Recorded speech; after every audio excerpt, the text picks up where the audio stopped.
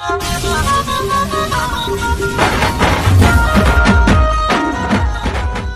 اور دلچسپ پہلو یہ بھی ہے کہ سپیروں کے بچے بھی اپنے بچپن سے ہی سانپ کو اپنے گلے کا ہار بنا لیتے ہیں اور سانپ کو کھلونوں کی طرح لیتے ہیں۔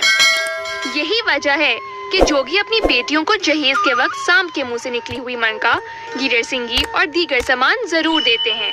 یہ سامان لڑکی کو اس وقت دیا جاتا ہے جب وہ شادی کرنے کے بعد اپنے والدین کے گھر آتی ہیں، اور اس رسم کو جوگی اپنی مخصوص زبان میں بندھو رسم کہتے ہیں۔ سندھ کے صوفی شاعر حضرت شاہ عبداللطیف بھٹائی نے اپنے کلام کے 3 سروں سر پور، سر کھاوری اور سر رام کلی میں جوگیوں سے عقیدت کے اظہار کے حوالے سے ذکر کیا ہے۔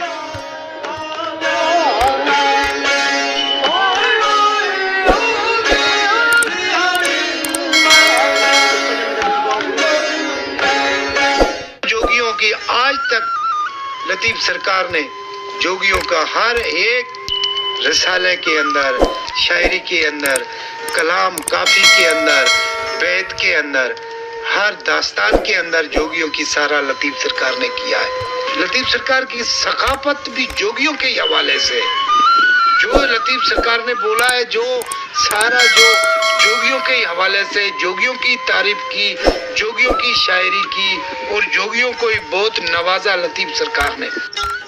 پاکستان کے صوبے سندھ ضلع عمر کوٹ میں سابق وزیر اعظم ذوالفقار علی بھٹو نے ایک کالونی مختص کی تھی جہاں 1000 سے زائد جوگیوں کے خاندان آباد ہیں، تبھی سب سے زیادہ جوگی وہیں دیکھے جاتے ہیں۔ ایک اور دلچسپ پہلو یہ بھی ہے کہ سپیروں کے بچے بھی اپنے بچپن سے ہی سانپ کو اپنے گلے کا ہار بنا لیتے ہیں اور سانپ کو کھلونوں کی طرح لیتے ہیں۔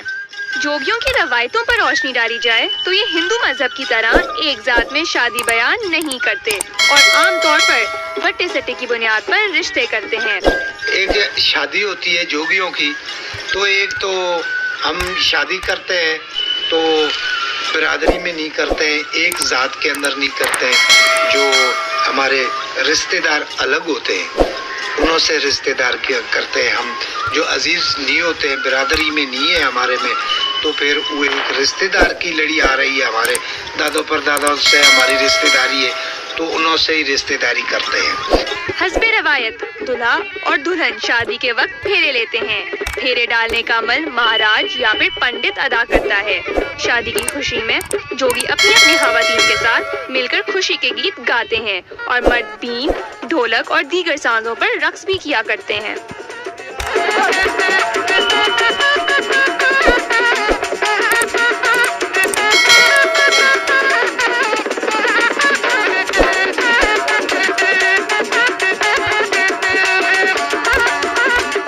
حقیقی جوگی ثابت کرنے کے لیے سام کا منکا، گیدڑ سنگی اور ہر جوڑی کو لازمی قرار دیا جاتا ہے۔ یہی وجہ ہے کہ جوگی اپنی بیٹیوں کو جہیز کے وقت سانپ کے منہ سے نکلی ہوئی منکا، گیدڑ سنگی اور دیگر سامان ضرور دیتے ہیں۔ یہ سامان لڑکی کو اس وقت دیا جاتا ہے جب وہ شادی کرنے کے بعد اپنے والدین کے گھر آتی ہیں، اور اس رسم کو جوگی اپنی مخصوص زبان میں بندھو رسم کہتے ہیں۔ ہمارے جو بیٹی ہے ان کو ہم دہیج کیا دیتے ہیں؟ سونا چاندی تو جوگیوں کے گھر میں شروع سے تھا ہی نہیں، ٹھیک ہے؟ جوگیوں کے گھر میں کیا تھا؟ تو ایک تو سانپ کا منکا، اور ایک سانپ، ایک مرلی، جوگیوں کا یہ مرلی جو بین، یہ جوگیوں کا، اور ایک جوگیوں کے گھر کے اندر جو ہاتھ جوڑی ہوتی ہے، ہاتھ جوڑی، اور ایک جوڑا گیدڑ سینگی کا، یہ ہماری بیٹی کو ہم دہیج میں دیتے۔ جوگیوں کا یہ پیشہ ویسے ہی خطرناک اور مشکل ہے، اس کے باوجود ان کو بہت سی اور دشواریوں کا سامنا کرنا پڑتا ہے۔ جوگیوں کو تعلیم سے کوئی خاص لگاؤ نہیں ہے، وہ سانپوں کی دنیا میں مگن ہیں، لیکن ان کی یہی سوچ انہیں معاشرے میں پیچھے رکھے ہوئے ہے۔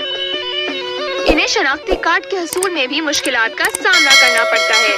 تعلیم و تربیت، ملازمتیں یا دیگر وہ سہولیات جو ایک عام شہری کو بھی حاصل ہیں، ان کا بھی حق ہے، لیکن اپنے حقوق سے آشنائی اور ان سب کے لیے انہیں تعلیم کی اشد ضرورت ہے۔ جوگی رمتا بلا، اس محاورے کا مطلب یہ ہے کہ جوگیوں کو ایک جگہ ٹکنا نہیں آتا اور وہ چلنے پھرنے کو زیادہ ترجیح دیتے ہیں۔ जोगियों की जिंदगी का जायजा लिया जाए तो वो अपनी गदागरी, हुनर और फनकारी पर ज्यादा इन्हिसार करते हैं।